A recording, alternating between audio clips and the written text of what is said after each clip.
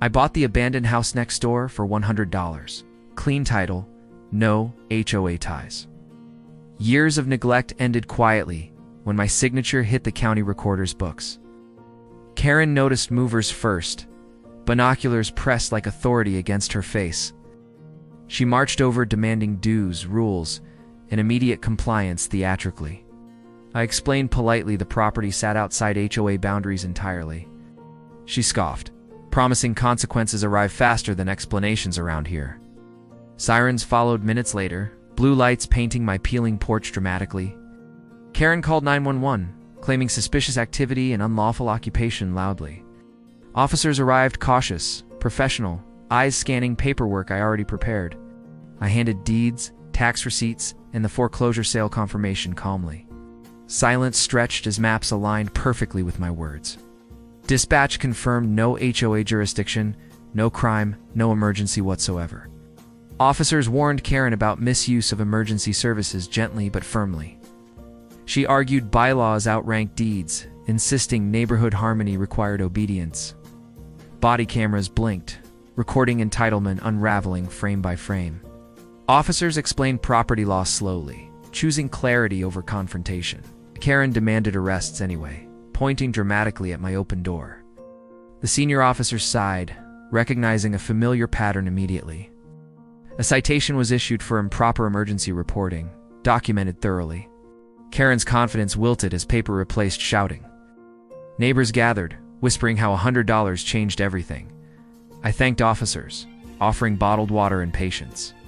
They left smiling, professionalism intact, lesson delivered cleanly. Karen stormed off, promising HOA meetings and legal crusades. I began repairs, replacing boards and broken windows carefully. HOA letters arrived demanding fees I never owed. My attorney replied once, attaching maps and statutes succinctly. Emails stopped abruptly after that afternoon. Karen escalated socially, spreading rumors about safety and values. I installed lights, cameras, and a garden peacefully. City inspectors visited, approved renovations, and complimented progress. Karen called non-emergency next, fishing for violations unsuccessfully. Inspectors found nothing except improvement and compliance everywhere.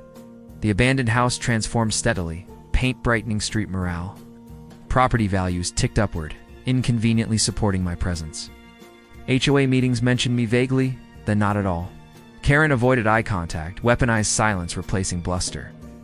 The citation progressed, fine due, warning logged permanently. Another false call would carry heavier consequences, clearly explained. Neighbors apologized quietly for believing rumors initially. I hosted a small barbecue, inviting everyone cordially. Attendance surprised Karen, whose porch stayed empty. Laughter replaced suspicion under repaired eaves. The house felt alive again, grateful, cooperative.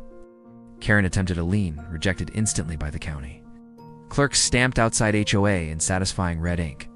Her lawyer advised disengagement finally. HOA newsletters softened language, emphasizing boundaries and respect.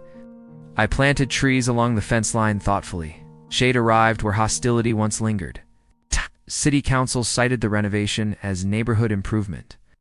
Karen filed complaints anyway, each dismissed faster than the last. The abandoned house stopped being a talking point. It became just a home, ordinary, legal mind. $100 felt symbolic now, not cheap. I learned clarity beats volume every single time. Emergency lines stayed quiet afterward. Karen redirected energy into yard measurements elsewhere. Peace settled into routine maintenance and friendly waves. I fixed the mailbox she once eyed suspiciously. Packages arrived boringly, safely, repeatedly. Police never returned, having nothing left to address. The citation closed, lesson archived. Karen's authority shrank to her driveway only. HOA boundaries mattered when enforced accurately. My deed mattered more. The house gained curtains, warmth, normalcy. I slept well under a repaired roof. Sirens became distant again, unrelated. Neighborhood trust rebuilt without meetings. One false call changed how rules were respected. I waved when Karen passed, politely. She nodded once, begrudgingly. That felt like progress. Renovations finished ahead of schedule. The house sold later for market value. Profit wasn't the victory. Boundaries were. Kept the receipt framed jokingly. $100 bought peace. Karen learned emergencies aren't leverage. Officers appreciated not being tools. System worked quietly. That mattered. No more calls followed. No more threats arrived. Just normal days returned. The street looked better. People smiled more. The abandoned house stayed, remembered briefly, then forgotten as it should be. Ownership settled the argument. Paperwork ended the drama. Calm outlasted entitlement. I moved on happily. Karen moved on reluctantly.